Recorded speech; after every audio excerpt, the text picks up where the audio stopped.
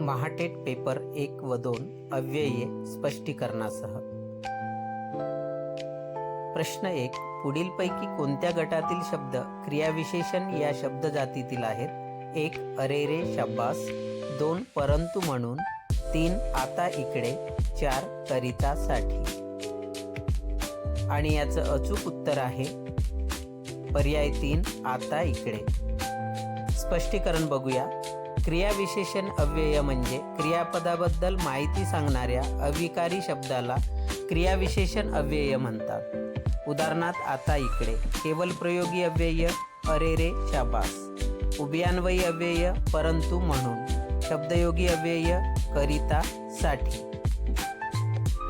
प्रश्न 2. खालील वाक्यातील अव्ययाचा प्रकार कोणता? अर्जुन नेहमीच मदत करण्यास तयार आहे. 1. उभयान्वयी अव्यय, 2. केवल प्रयोगी अव्यय, 3. शब्दयोगी अव्यय, 4. क्रियाविशेषण अव्यय. आणि याचं अचूक उत्तर आहे 4. क्रियाविशेषण अव्यय. आता स्पष्टीकरण बघूया.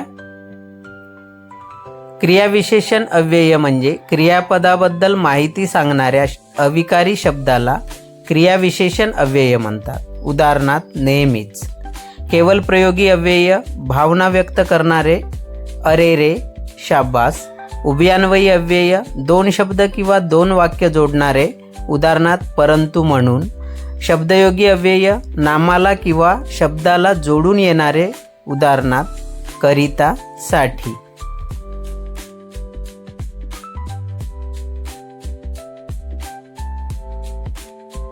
प्रश्न 3. उभयान्वयी अव्यय नसलेले अव्यय ओळखा. आणि पर्याय आहेत 1. किंवा, 2. वाहवा, 3. वा, 4. व. आणि याचं अचूक उत्तर आहे पर्याय 2. वाहवा.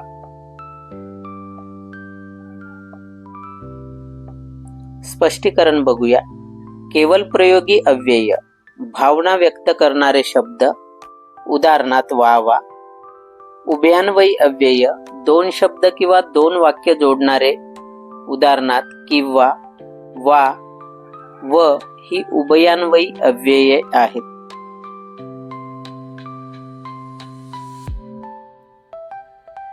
प्रश्न 4. तिने पतीला मोठ्या पानावर आंबोड्या वाढल्या. या वाक्यातील पानावर हे अधोरेखित अव्यय कोणत्या प्रकारचे आहे? आणि याचे पर्याय आहेत 1. क्रियाविशेषण, 2. उभयान्वयी, 3. शब्दयोगी, 4. केवल प्रयोगी. आणि याचं अचूक उत्तर आहे 3. शब्दयोगी. आता स्पष्टीकरण बघूया. शब्दयोगी अव्यय म्हणजे नामाला किंवा शब्दाला जोडून येणारे अव्यय म्हणजे शब्दयोगी अव्यय होय. उदाहरणार्थ पानावर. पान या नामाला वर हे शब्दयोगी अव्यय जोडून आलेले आहे.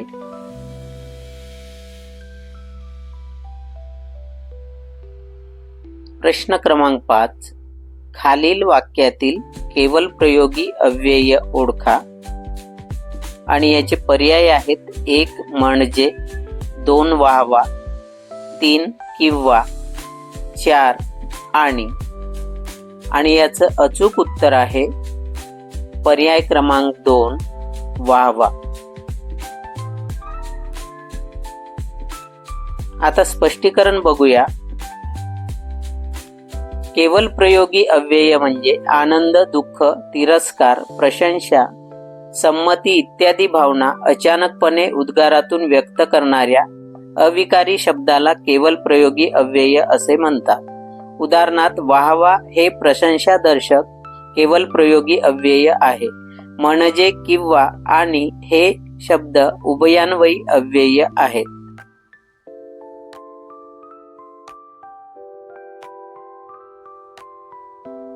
प्रश्न क्रमांक 6. पुढीलपैकी कोणता पर्याय शब्दयोगी अव्यय नाही? आणि याचे पर्याय आहेत 1. सबब, 2. कडे, 3. मागे, 4. समोर. आणि याचं अचूक उत्तर आहे 1 सबब.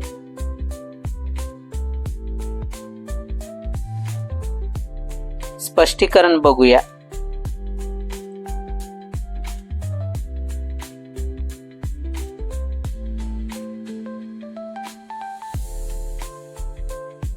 सबब हा पर्याय उभयान्वयी अव्यय असून तो शब्दयोगी अव्यय नाही आणि इतर पर्याय उदाहरणार्थ कडे, मागे, समोर हे शब्दयोगी अव्यय आहेत.